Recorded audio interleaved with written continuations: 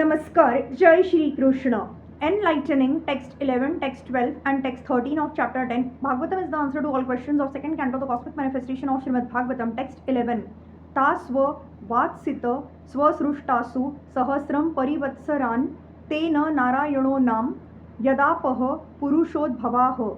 That supreme person is not impersonal and therefore he is distinctively a Nara or person. Therefore, the transcendental water created from the supreme Nara is known as Nara, and because he lies down on that water, he is known as Narayana. Text 12. Dravyam karma cha kalasha cha svabhavo jiva eva cha yadanu grahatah santi na santi yadupekshaya. One should definitely know that all material ingredients, activities, time and modes, and the living entities who are meant to enjoy them all exist by his mercy only, and as soon as he does not care for them, everything becomes non-existent. The living entities are the enjoyers of the material ingredients, time, modes, etc. because they want to lord it over the material nature. The Lord is the supreme enjoyer, and the living entities are meant to assist the Lord in his enjoyment and thus participate in the transcendental enjoyment of everyone.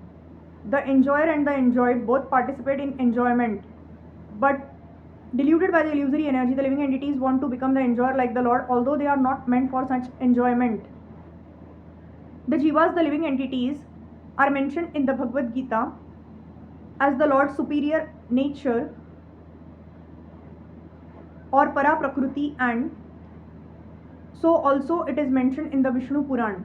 Therefore, the living entities are never the Purushas or the factual enjoyers. As such, the spirit of enjoyment by the living entity in the material world is false. In the spiritual world, the living entities are pure in nature and therefore they are associated in the enjoyment of the Supreme Lord. In the material world, the spirit of enjoyment of the living entities by dint of their own karma gradually fades by the laws of nature, and thus the illusory energy dictates in the ears of the conditioned souls that they should become one with the Lord.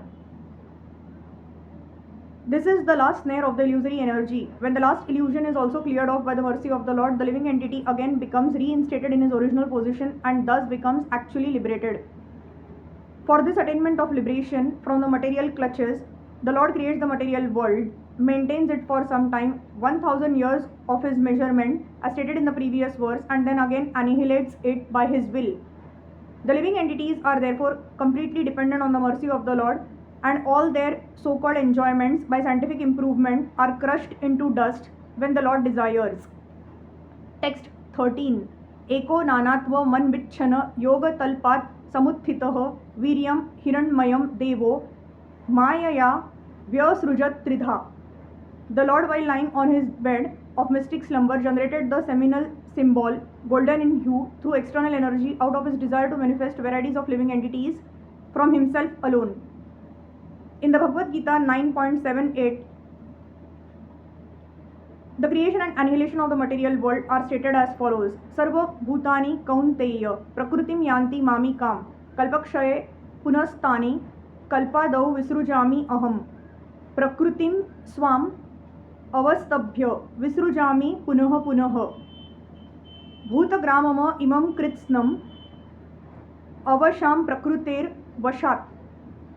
At the end of each millennium, the creative forces, namely the material nature and the living entities who struggle in the material nature, all merge together into the transcendental body of the Lord, and again when the Lord desires to manifest them, all of them are again displayed by the Lord.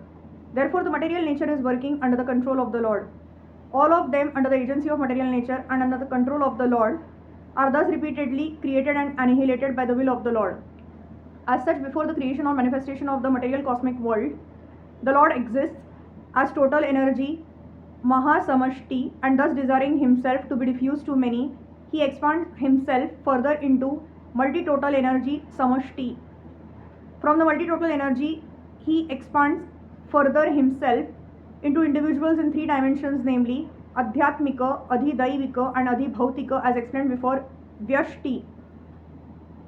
As such, the whole creation and the creative energies are non-different and different simultaneously. Because everything is an emanation from him, the Mahavishnu or Mahasamashti, nothing of the cosmic energies is different from him, but all such expanded energies have specific functions and display as designed by the Lord, and therefore they are simultaneously different from the Lord.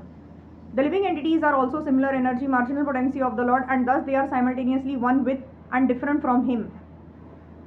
At the stage of non-manifestation, the living energies remain potent in the Lord, and when they are let loose in the cosmic manifestation, they are exhibited differently in terms of different desires under the modes of nature.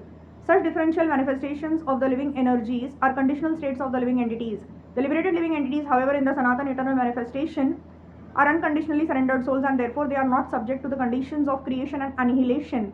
So this creation takes place by the glance of the Lord from his bedstead of mystic slumber.